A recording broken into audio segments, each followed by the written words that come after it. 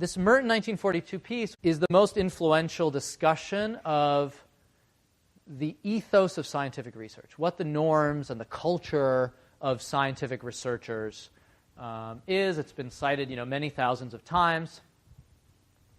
Merton was a sociologist, and he really grounds his view on what scientists do in a set of social structures and a social system, which I guess makes sense given his field. He goes through and discusses these norms, and I think has a pretty interesting take on how researchers view these norms. Researchers view the norms of science not just as being good for the production of knowledge, not just being sort of efficient in some sense or instrumentally useful, but as being morally right. There's a sort of sense of right and wrong. Really, there's ethics to research. Now, what was very interesting for me in reading this and just sort of learning more about this area is I in graduate school was never taught anything about the ethics of research. I never had a course on it. I think you just sort of maybe pick it up from your advisor, or it's sort of like floating in the air. But yet, I think a lot of what they identify really is something that we all feel, or many of us feel. And these are the four values. There's universalism. I'm going to go through these in a sec. Universalism is a core value of scientific research. Communality, disinterestedness, and organized skepticism. So I'll go through those. Universalism, the validity of a claim that's made should not rest on who's making it. So if I'm a powerful person and I think the world is flat, it doesn't matter, because we can objectively show scientifically that it's round. And so even if someone famous or rich or powerful says the wrong thing, science can sort of prove them wrong. Whereas in many other parts of life, the rich and the powerful really do have control over reality, or what's true, or what's said, or what can be said. So, there's nothing about your status in society that should matter. And Merton makes some, interesting points. When a scientific institution is embedded in a society that doesn't have a universalist ideal, there's a just fundamental strain or fundamental tension that Merton argues, and others have argued, might actually hinder the advancement of society. There's also, to the extent that we think anybody can contribute to science, and not only people coming from a certain background, then again, there's a notion that equality of opportunity may be the right thing in order to advance science, right? Because everybody could make some sort of contribution. So many scholars, and Merton cites some of them, and there's a big literature on this, have made the link between democracy and scientific progress. And this is contested, but the notion is in an open society where people can debate ideas and anybody can go and sort of try to advance knowledge, you're actually going to have more scientific progress than in a totalitarian society. Communality. The findings of science are meant to be common property to the scientific community. There's a notion of a scientific community that's very different than what a research community would look like in a private firm, again, where there's proprietary data and you're not supposed to share what you're learning. You're supposed to use it for your own sort of ends. Secrecy is the antithesis of the norm. Again, this is Merton, 70 years ago, writing about what he saw as the ideal of science. But I think many people would still subscribe to these, and I'll show you evidence on that.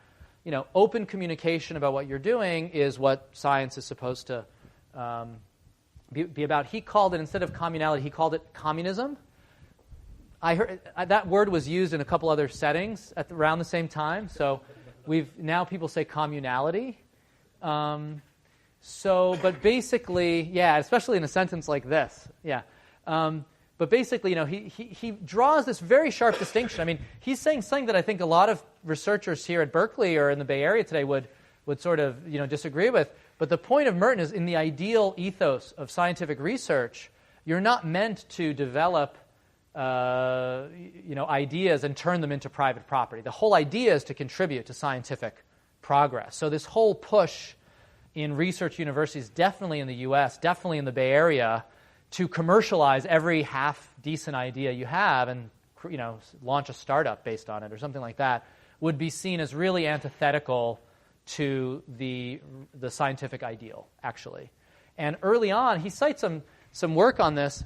and there's some follow-up work, but there was a lot of debate early on about whether that was even appropriate. I mean, universities in the 30s and 40s, in those days, they didn't have offices trying to spin off technologies from their engineering departments. They weren't doing that.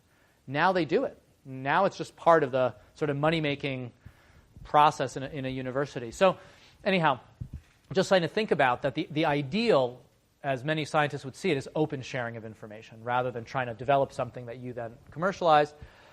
And again, there could be very different norms for academic versus corporate researchers here. And in fact, I'll mention some evidence that there are different norms in the next paper, the Anderson et al. Disinterestedness. Scientists should be focused on identifying the truth and not about their own advancement, not about making money. You're supposed to, report findings as they are, even if it's not good for your career. Even if it goes against prevailing wisdom, even if it could hurt you, even if other people are mad at you. You're supposed to do it. And again, this is the ideal. Of course, human beings are self-interested to some extent, but academic researchers, at least, are supposed to be a bit less self-interested than others in their motivation. So there's actually a pretty interesting discussion here in Merton. He says, people often associate all these kinds of altruistic motives to academic researchers. They have a passion for knowledge. They want to benefit humanity. They're selfless. And he sort of shoots down the notion that somehow academics are just morally different or better or something than other people. Just as they just work in a social system and under a set of institutions that make it in their interest to behave that way. So anyway, as you read this bit of text, something to keep an eye on, he basically says that we don't really have an unusual degree of moral integrity. We're just working in a system where that sort of honesty and clarity is rewarded. The final point is organized skepticism. So a fundamental characteristic of the ethos of a scientific researcher is they shouldn't take things at face value. They need to see a proof. I can't just tell you I have proof for Ma's last theorem. I need to prove it, right? I can't just tell you I found something. I need to sort of verify it. So again, a central aspect of research is the scrutiny that we face. And in fact, Merton claims that actually, compared to other realms of life, scientists, researchers, their work is subject to far more scrutiny than almost any other field, because anybody around the world can, get your data if you make it available and try to, disprove you or claim something different than you did. And that's just part of the game. That is what we're supposed to be doing. That is the ideal.